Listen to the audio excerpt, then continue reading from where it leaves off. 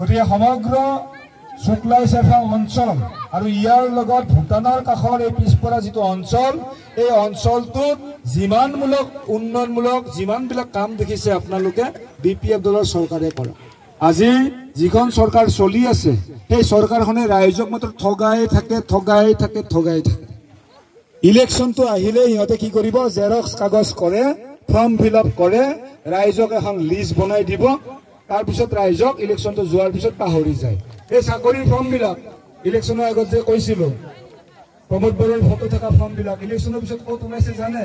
পুখুৰী এটাত বস্তাত ভৰাই পুতি থৈছে, মেধাখাটত এটা পুখুৰীৰ তলত পুতি থৈছে। চাওকচোন কেনে ধৰণৰ কথা এইবিলাক।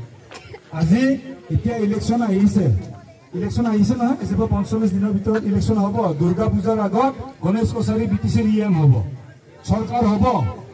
আজি এতিয়া কি কৰিছে গাঁওবিলাকত, কি কৰিছে আপোনালোকৰ ইয়াত কৰি আছে নে? অৰুণোদয় ফৰ্ম ফিল আপ কৰি আছে, 100 টকা কালেকশ্যন কৰিছে। অৰুণোদয় ফৰ্ম ফিল আপ কৰা, ফৰ্মখন দিয়া নাই, চাব দেই এইবাৰ ফৰ্মখন দিয়া নাই। তাৰমানে কামটোৱে 2 নম্বৰী, 100% 2 নম্বৰী। ফৰ্মখন কাৰোবাক দি পঠালে ধৰা পৰিব, ফৰ্মখন দিয়া নাই।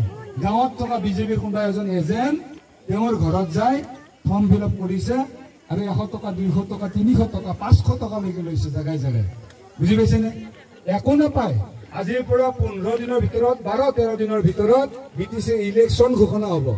আৰু ইলেকশ্যন ঘোষণা হ'লে আপোনালোক আটাইয়ে জানে, ইলেকশ্যন অহাৰ আগত এইটো MCC বুলি কয়, মোৰেল কোড অফ কণ্ডাক্ট, নিৰ্বাচনী অধিসূচনা হোৱাৰ দিনাৰ পৰা চৰকাৰী আঁচনিৰ কাম বন্ধ হৈ যায়, অট'মেটিক নিয়ম এইটো।